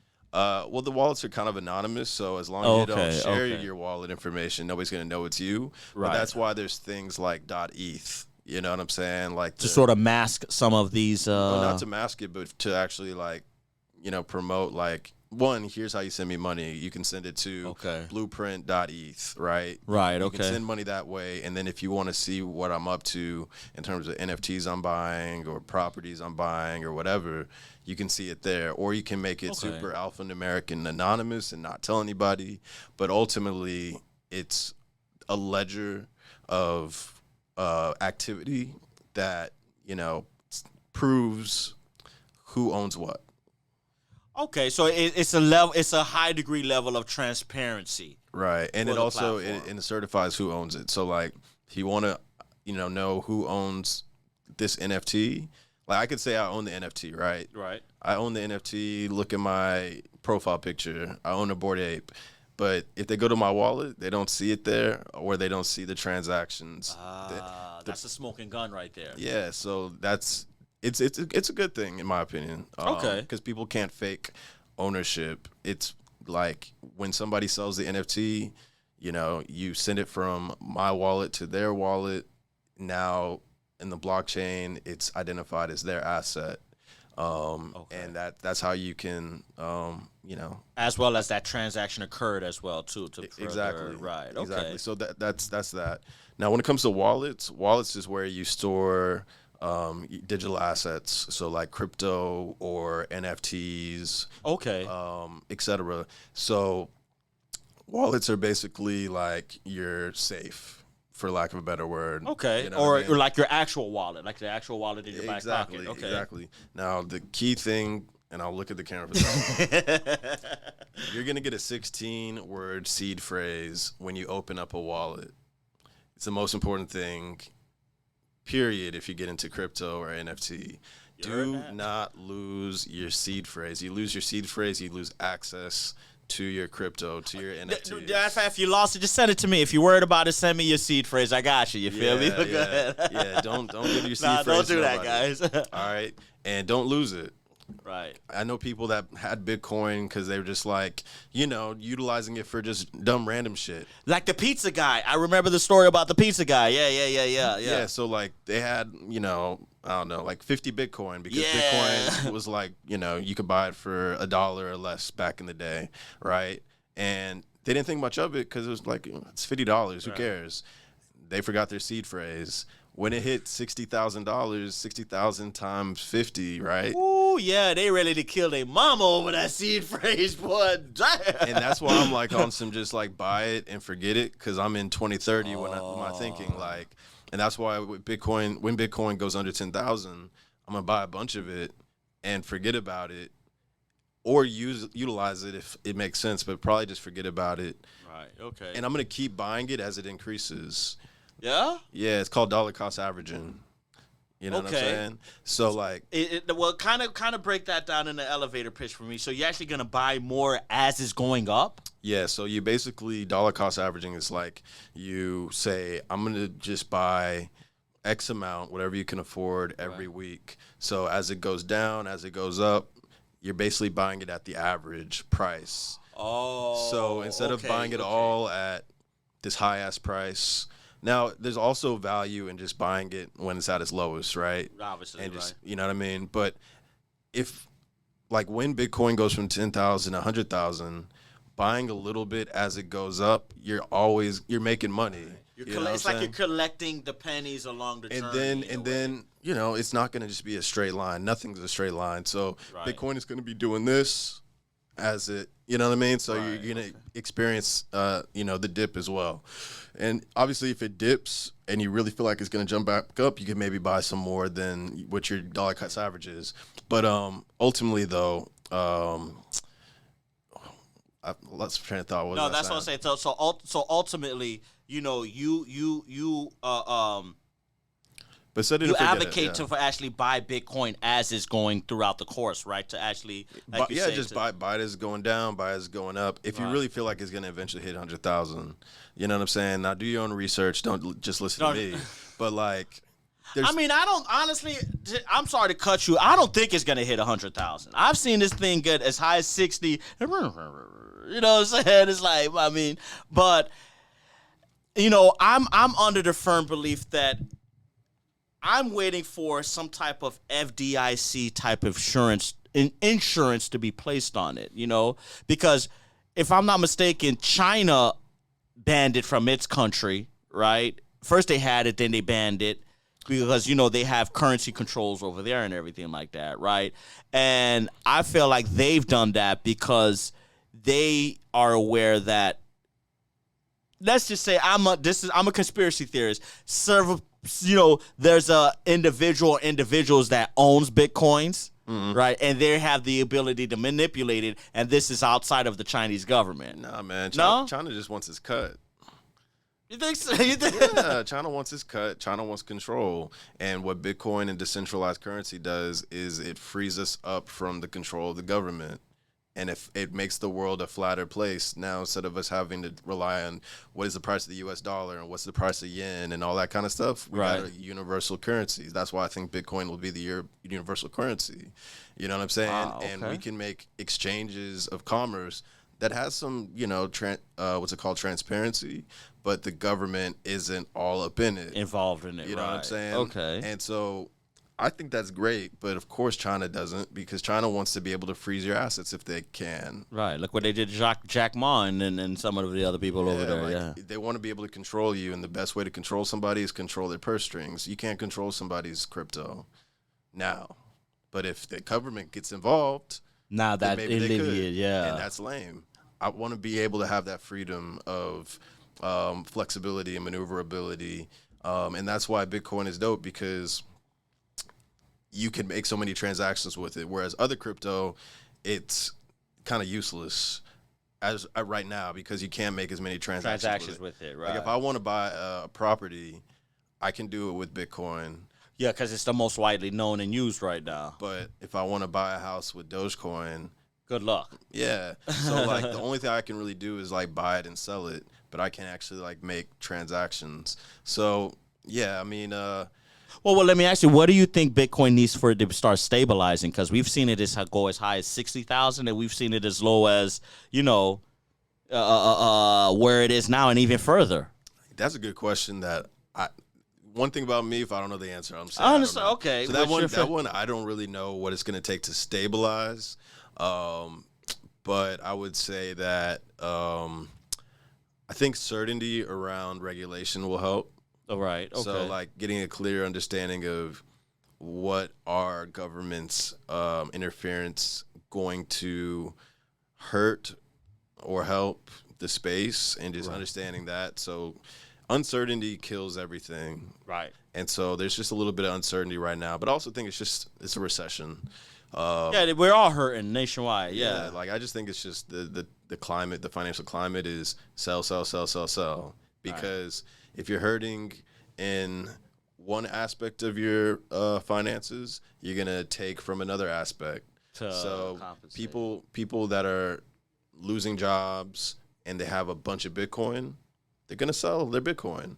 So what's it gonna take? It's gonna take the economy getting popping again. That's gonna help. And more use cases of Bitcoin being accepted, and these big corporations that make a lot of movement, that's going to help as well. And those announcements happen all the time. Yeah, because we've seen even banks as big as J.P. Morgan Chase and have gotten involved into crypto now, right? Yeah, and that's, to me, kind of scary. Whoa. It is, because they like hedge funds and these big institutional investors, BlackRock, they can manipulate the hell out of crypto. Yeah, just like the Forex. It's just been really, we've learned not too long ago how, a lot of these banks was manipulating the Libor market, LIBOR, when it comes to foreign exchange and everything like that. So do you feel like the same? They're the masters at that. That's what they do. So for them to get into crypto, I think that also scares the crypto purists as well, because before it was this ethos of like decentralization and, you know, giving us back control, and now the good old boys are, you know, putting their greedy hands in it. So the key is you just want to be on the right side of the bet. So the right side of the bet is either knowing when these institutional investors are going to really pour a lot of money into certain crypto and buy it before they do, so you can ride along the wave, right? Yeah, you can ride up with them, and then understanding when they're going to get scary or they made their profits and they pull out, and buy before the fall. The fall, right? I mean, sell before the fall, short the fall, and that's the thing. Like, and that's why I don't like it, but you know, what can I do about it? All I can really do is just listen to what they say in terms of how they're investing in crypto, why they're investing in crypto. But they're also very smart, right? They understand, like, all right, this platform has utility, so we're going to invest in it.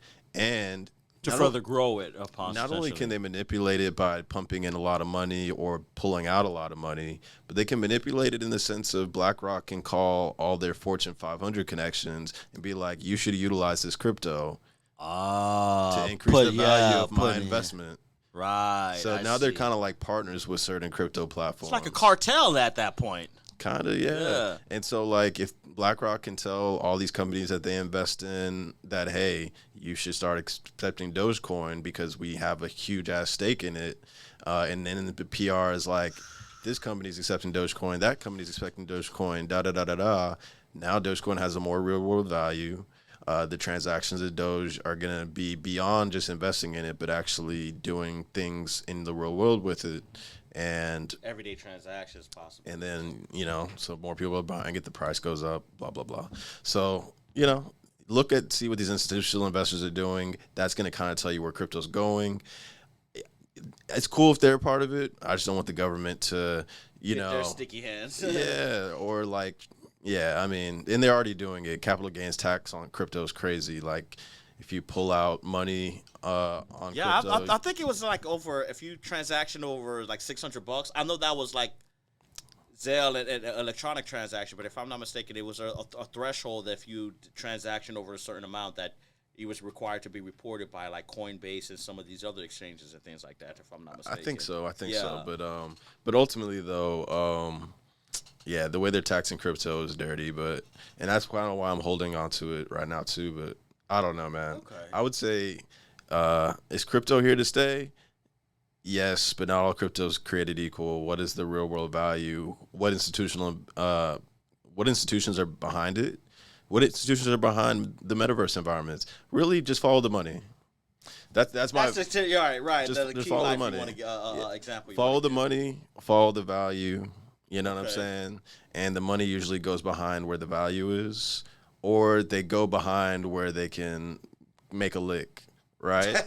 And that's it. That good choice of words there. I like that. And you're either gonna hit the lick with them, or you're gonna get hit by the lick. Right. Oh yeah. Feel me? Another good choice of words. Yeah. Okay. So just follow the money, follow the value, and do your due diligence, and invest money that you can lose. Right. Okay. Well, let me ask you a question. Now, since as we're getting ready to wrap up the interview and everything like that, I want to, of course, make sure that, you know, because you've been dropping a lot of gems today, a lot of viewers, you know, prior today, you know, maybe had a little bit of idea about crypto. You further expounded their knowledge on it. A lot of people, you know, had no idea about crypto. Now you're giving them a good, you know, starting point and everything like that. So I wanted to ask you, you know, what is your roadmap? What is your goals for 2023 and moving forward for you personally and your involvement in the crypto as well too? Yeah, so I would say I'm less about crypto and more about the metaverse and NFTs. Okay. And so I'm building out a community. So I'm basically part of a collective called XP Mentor. Okay. And XP Mentor, we're basically helping small business owners and entrepreneurs be well-versed and strengthened across all different types of, categories and skill sets. The skill set that I'm contributing is helping small businesses and entrepreneurs take advantage of opportunities in the metaverse and the NFT space, as well as understanding how they can make transactions happen for their business via crypto to open up the crypto community to their business. And basically we meet monthly, and I'm educating them on the opportunities, and I'm helping them customize strategies for their customer base, for their industry around the metaverse and NFTs. My goal for 2023 is to help entrepreneurs make $250,000 to $1 million plus off of NFT platforms for their community. And so I'll say it as quickly as possible. Basically, when it comes to NFTs, look at them as a loyalty program, right? A loyalty program. Okay. A lot of people just look at it as virtual currency to, so the original reason NFTs came about were to like help artists have more generational wealth opportunities and ownership over their intellectual property. Right. Okay. So sort of circumvent what the traditional record labels were been doing up until this point. Well, not even record labels, more so like artists, like, paintings or digital art. I'm sorry. Okay. Yeah. So like Basquiat, back when he was, unknown artist, would sell a painting for maybe $100, right? But as Basquiat became tighter with Andy Warhol and became big in pop culture, that $100 painting is now worth $100,000. Now, Basquiat, because he has no ownership over it anymore, that $100,000 goes all to the person that bought it for $100. What NFTs do is they attach a royalty contract to the original art, right? Right. So that if Basquiat's $100 painting gets sold for $100,000, if he has a 20% royalty contract on that $100 paintings, he collects $20,000.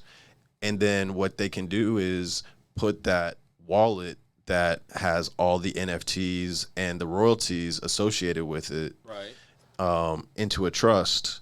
So that 16-word seed phrase, you put it in a trust, you pass it down to your kids.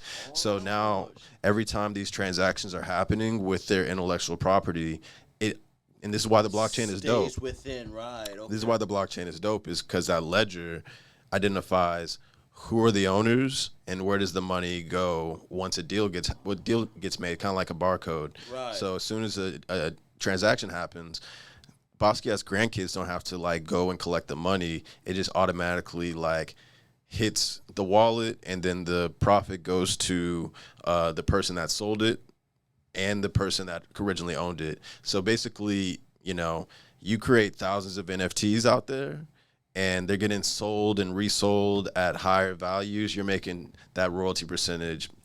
Wow. So that's where like, generational wealth and perpetuity and ownership, right? So I say that to say, when it comes to the loyalty programs, typical loyalty program, how it works is you pay a subscription fee or a membership fee, and you get perks. You accrue perks or rewards or whatever the case may be. You get perks like, Amex Platinum card, you get access to lounges, you get access to a concierge service, you get, front of the line to Ticketmaster, different little perks, right? And the perceived value of it is greater than the $450 that you paid for it. Right, the annual fee. And it's just a matter of who are you going to take advantage of the perks or not. A lot of people don't take advantage of all the perks. They don't know, they don't know everything that it's possible. So that's how Amex makes a bunch of money, and then, the transaction fees and stuff like that. True. So with loyalty programs, I'm teaching entrepreneurs to look at it like this. If you have a customer base of 10,000 customers, it's just like the 1,000 fan rule. If you have 1,000 super fans and you can have them purchase $1,000 within a year, you made $1 million. So, like, I have 80,000 followers on Clubhouse, but what I care about are who are those 1,000 super fans that would pay $1,000 of something from me because they resonate with me and what I do that much. They've been rocking with you, yeah. So NFTs are going to help you identify who are your super fans, really love your value, and then what is the utility that you can provide to this NFT to, have them invest. So I want somebody that has 10,000 like excited customers to put out an NFT project of say like 500 NFTs, and this is a loyalty program where you get perks like only NFT holders get to go to certain events, or only NFT holders get access to certain. Okay. So you're telling me anybody can create an NFT? Me, you? Yeah. Blueprint Movement could say, look, this is the Blueprint NFT, and with the Blueprint NFT, you get half off on credit repair, and you get access to these courses that nobody does, and you get to go to a meet and greet and meet me, whatever the case is, right? So say out of the 10,000 people, you only offer 500 NFTs with these perks. The easiest perk is events. Like, right. You know access what I'm saying? to an event. Yeah, it's real world value, and it creates FOMO because you can document this event and put it all over YouTube and Instagram, and everybody's like, damn, that shit was lit. Right. I want that NFT. Like the Board Ape Yacht Club, they throw yacht parties, and yeah, so like, and you get access to all the celebrities and the executives and et cetera that are part, you know what I mean? And like, I have a Bored Ape, therefore I now have something in common with Justin Bieber. It's like social capital as well, right? Right. No, a way to identify the relationship or something. But there's a utility to it. Right. So when it comes to these loyalty programs, if you have 500 of them and say you make it that it's $500 to own this loyalty program, and you own it forever, right? So it's not just an annual thing, it's like a forever thing. And you know that you have these perks. Cool. So $500 at $500, that's $250,000 right there. Revenue, right? Just like that. Just like that. You deliver on the utility, and you document how you're delivering on the utility. But what's cool is these 500 NFT holders, they bought the NFT at $500 with the goal and hope that they can sell it for $1,500, $2,000, $10,000 in the future. So what you're doing is these 500 NFT holders are going to be bragging about the Blueprint NFT. Like, I got that Blueprint NFT, you don't. They're going to have their Twitter avatars as the Blueprint NFT. They're going to post about it, whatever the case is. Why? Okay. Because they want the value of the NFT to go up. And they also, it's social capital, like, I got this and you don't, right? Status. Status. That's why on Twitter, people's profiles are their NFTs. You get it? That's a good point. Yeah, I see what you're saying. So these Twitter has now become very crypto eccentric. Yeah, they now have it where you can attach your NFT to it, and it's certified as like this avatar is a certified NFT, like this person really does own it. Like, he didn't just screenshot the NFT. Like, we connected Twitter to the wallet. Like, Clubhouse has a thing where you connect your wallet to Clubhouse, and if you own a certain NFT, it gives you access to houses that you can't see. So like, there's a lot of NFT gated experiences and opportunities that are going to be happening with technology. So with that being said, right, it sells out 500, boom. You put a royalty contract on the NFTs for like 20%. Your NFT holders are bragging about the Blueprint NFT. What is that doing? It's attracting customers to your regular business. Right. Screw the NFT. It's just bringing people to your regular business. Or it's going to make people be like, I want those perks. How do they get it? They have to buy it now in the secondary market because it's sold out.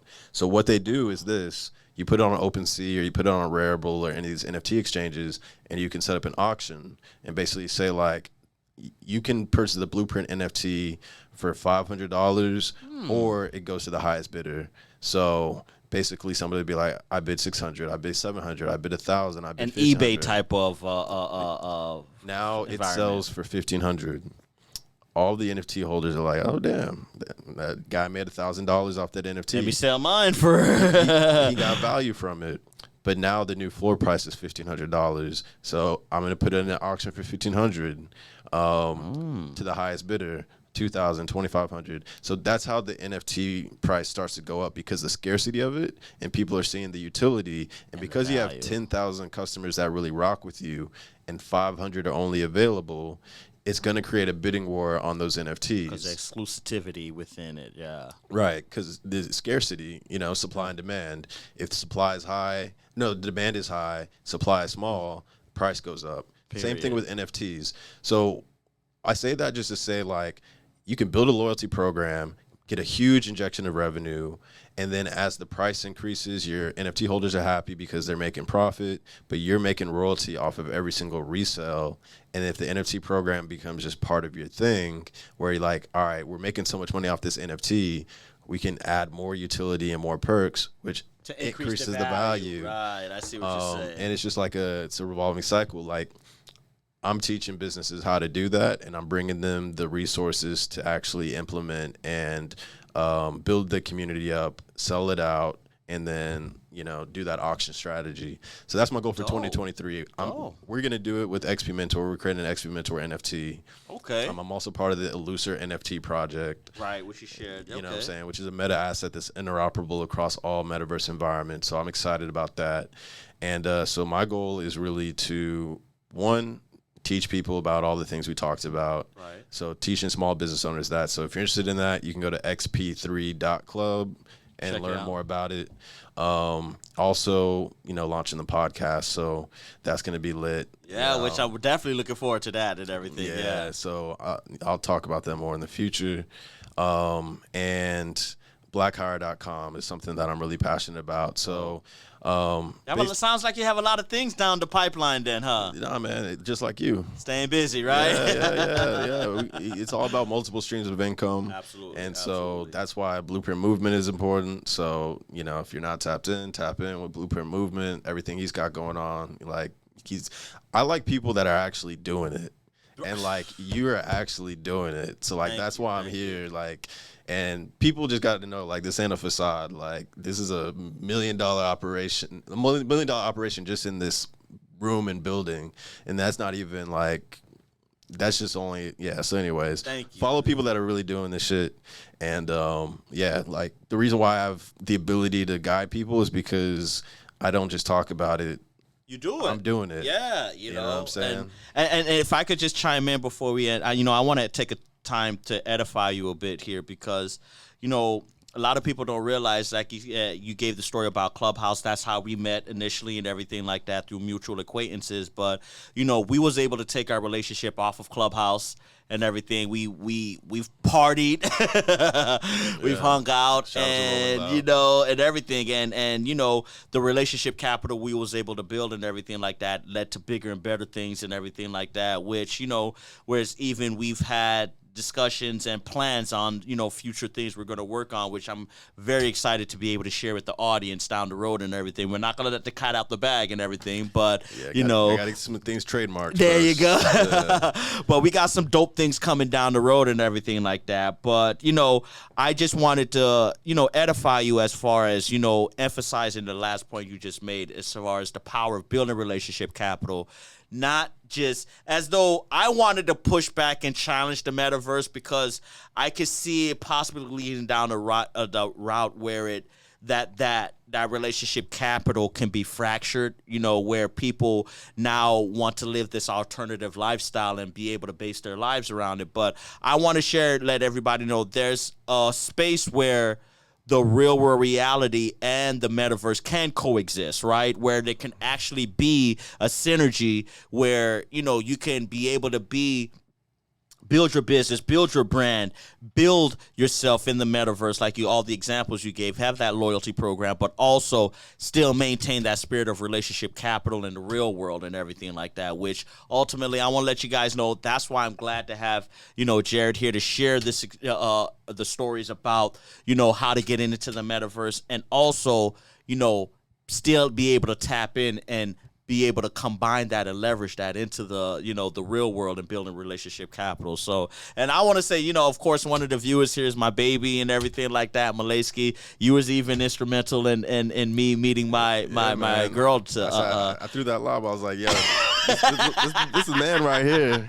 Screw me, talk to this guy. This is Which again, that's why this is my brother, great friend of mine. He's practically found the love of my life. So, and we're doing future things together. Listen, that's why I'm not even gonna ask him. I want to let all the viewers know. You see him here today, you're gonna see him again. We got big things planned, and everything. So one thing I just want to plug is if you want to follow me on Instagram, you can follow me at Dr. J, DOCTAJ. And from there, you'll be able to see everything else I'm doing. So I won't plug too much stuff, but that's Instagram. Check That's me out. what's up. You're gonna see the podcast. You're gonna see the YouTube and all that stuff. And yeah. That's what's up, man. Well, glad to have you here, bro. Absolutely, man. Obviously, I can have you back, right? Yeah, I mean, shit. You already know what's happening. Yeah, that was a setup, guys. But again, we have some things coming down the pipeline. You're definitely gonna see more of Jarrett. But you've already took the thunder away. But if you could just let everybody know one more time where they can follow you on Clubhouse. I know you already shared on Instagram, but where can they follow you? You already shared about what you have going on, but they want to know where they can follow you in 2023, man. Yeah, so if you are a black freelancer or somebody looking for black freelance talent, we'd love for y'all to create a profile or, job positions at blackhire.com. Twitter, you can find me at Dr. NYC. That's from my NYC days. So right, okay. DOCTA NYC. And actually, if you want to see just what I guess you call like a link tree, but it's really a direct.me, direct.me/big tech energy, which is, a little foreshadowing. But we ain't going to say that. And you can find the links to everything, my LinkedIn, my Twitter. I'm building out a community on Entra. So, yeah, just go there. But Instagram, it's a link in my bio, DOCTAJ. And then if you want to check out my website where I have a free ebook, you can go tojalbritton.com. That's J, my last name, which will probably be in the description of the YouTube. Right. Jalbritton.com. I got a free ebook. And then, you can tap in with me from there. And I'll only email you stuff that can make you money. So, yeah, tap in with the ebook. And I'll, send you some follow-up stuff. I won't spam you, but it'll be a way to just connect with what I'm doing. That's what's up. And you can find me at South by Southwest in these streets. Yeah. And a couple other places, but you'll see it on the Instagram. I'll give updates on all the conferences and all the things. And yeah. And the Clubhouse streets. You're always on the Clubhouse streets too, man. When it comes to Clubhouse, like I still do rooms on Clubhouse or whatever. We had a space that had 6,600 people in it the other day, right? Dope, man. Yeah, That's talking about ChatGPT, which we didn't even touch on. We didn't even touch on. That's a whole nother segment we can touch on. But what I do with Clubhouse is there's replays, so I'll post the replays on my Instagram story, like a link to it, or I'll post it on Twitter. So like I'm not really telling people like follow me on Clubhouse. On Instagram because they can catch you on there, right? Yeah, like whenever I have something that's super lit, I'll post it on my Twitter, I'll post it on my Instagram story. And if I post it, it's probably something you should check out because like some real tangible resources and gems are being dropped. Okay. And it's kind of like a podcast on steroids because I'm pulling up mad people and interviewing them and extracting information. That's what I do. I extract information and, and that adds value to the listener, but it also adds value to me because it's like, all right, cool. Right. You're dropping bombs. Let's meet up in person. Let's break bread. You know what I'm saying? Let's see what we could build on this, right? And, because relationships are more important than money, in my opinion, because relationships can save you money or it can make you money. You know what I mean? And I can give, like, a bunch of examples. Like, I have relationships with somebody that owns an event space, and they're charging people $100,000 for the event, but that's, like, the homie. Right. I could probably get that thing for free. Exactly, just because the relationship capital you've put in. Yeah, and like I've through my relationships have generated him $100,000 anyways. Right. Oh, so it's reciprocal in the value as well. Yeah, and that's why he's the homie. Like he's the homie because I bring some sort of value into their life. You know what I'm saying? And it doesn't have to be money. It could just be like peace of mind, happiness, support, whatever it is. But like people need to really value relationships. So the last thing I'll say on my soapbox, under promise, over deliver. You do that, you gain trust, and the results will create more results. So just don't cap. Don't talk about things you can't do. Just deliver, man. Because I've had to just eliminate so many people out of my circle and my space because they over talk and don't deliver. Undeliver, yeah. And that's why I mess with you. It's like you're not a big talker, but if you say you're going to do something, it gets done. Right. And if you say you can achieve X, it's X plus something. Right. And that creates trust. And that's how I was successful in tech. That's how I've been successful in this quote-unquote influencer space. Right. And, and that's how if somebody comes up to me and it's like, yo, I need this, I have a Rolodex of people that I've added value to that I can go ahead and Tap use into. my relationship capital to provide value, which creates relationship capital with them. It's just a big relationship capital orgy. You feel me? That we gonna have in the metaverse, y'all. You feel me? Yeah, catch us outside. Let's go. Well, listen, guys. You know what?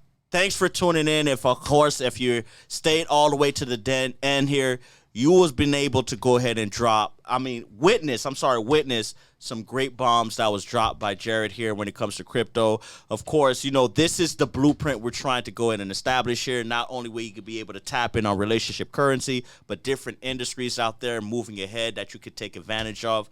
And listen, guys, if you guys want to hear more from Jarrett, you like topics like this, drop the comments.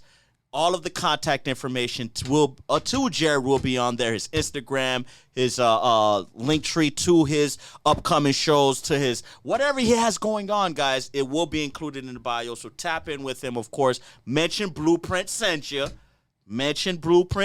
Guys. So therefore, if any type of deals, any type of promos you have going on, he'll definitely be able to hook you up. But of course, this is your Blueprint Mastermind. You guys know where to catch me. Everything on all platforms at Blueprint Mastermind. Catch, of course, all past episodes on iTunes, Google platforms, and of course on Spotify, and make sure you catch us on YouTube. Listen, guys, have a blessed and safe weekend out there. Glad you was able to tap in, and as always, y'all know what it is. We gonna catch y'all where? On the flip side. Peace. All right. Hey, shout out to our sponsor, Uptrend Credit. Listen, if you're having a hard time understanding how credit works, or you want a better understanding of how to boost your credit, you definitely want to check out Uptrend Credit on learning how to leverage your credit to hit your goals. Now, Uptrend Credit is an easy-to-use credit monitoring platform that's utilized to help close the wealth gap with the right resources in helping you doing so. So definitely check out uptrendcredit.com to see how you can help stay on top of your financial goals. Now, let's get back to the video. This conversation about building up your blueprint. It's time to take it, cause time is wasted. Go grind and chase it, don't lose it. This generation need integration with information to move with. An inclination that is abiding in entertaining improvement. Yep.